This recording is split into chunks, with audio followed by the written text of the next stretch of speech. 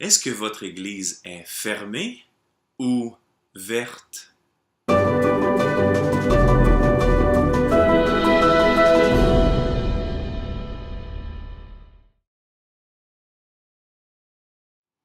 Le pape François a publié une encyclique de 200 pages en 2015 ayant pour titre « Laudato Si pour la sauvegarde de la maison commune ». À l'Église également, toutes les communautés chrétiennes ont un rôle important à jouer dans cette éducation environnementale.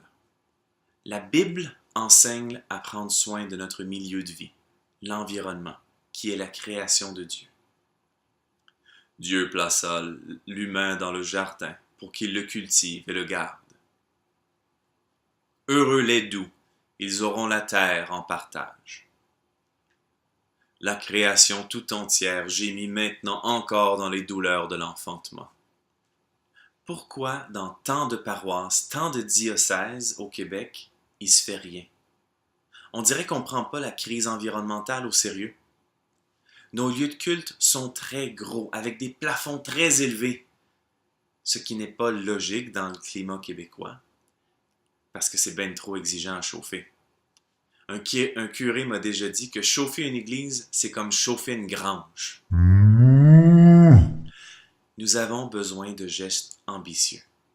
Si votre église est en train de tomber en ruine, tant mieux. On pourrait reconstruire une église durable. Vitres, bois, béton d'une manière stratégique. Visitez l'abbaye cistercienne Val-Notre-Dame, près de Saint-Jean-de-Matha, pour voir un bâtiment religieux avec les meilleures innovations environnementales. Une expérience similaire a été vécue à Toronto, à l'église Saint Gabriel. Le bâtiment original est en train de craquer et ils devaient aménager dans plus petit.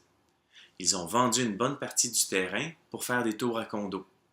Et ils ont construit un bâtiment plus petit certifié LEED qui coûte très peu à chauffer. La question, c'est pas qu'est-ce qu'il faut garder du passé? Ce qu'on veut garder, c'est la bonne nouvelle du Christ. Le plus important, c'est quelle Église voulons-nous pour demain?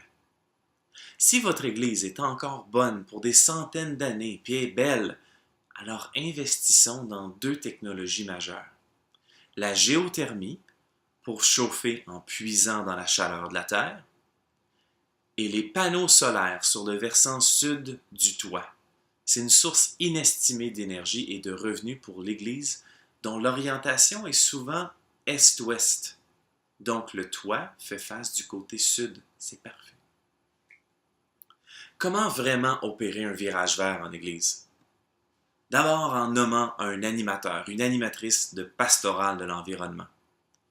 Il faut nommer ce ministère pour que ça existe. La théologie de l'environnement, c'est bien beau, mais ça prend une pastorale sur le terrain. Ce serait mieux. Il y a 3 axes à ce ministère. La spiritualité chrétienne écologique qui puise dans la Bible, la vie des saints et saintes. Une éducation en environnement en organisant des activités à la paroisse qui permettent de mieux saisir les enjeux comme les changements climatiques, les déchets, la pollution de l'eau, l'extinction des espèces et surtout comment nous pouvons agir.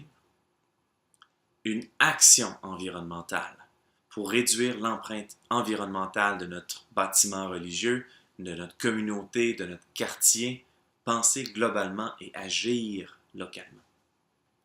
Visitez égliseverte.ca, faites un don à l'organisme, impliquez-vous.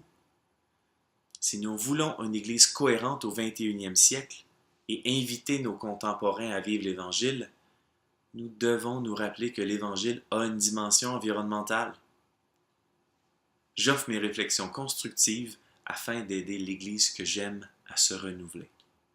Cliquez j'aime, abonnez-vous à la chaîne, laissez un commentaire constructif et surtout, partagez cette vidéo.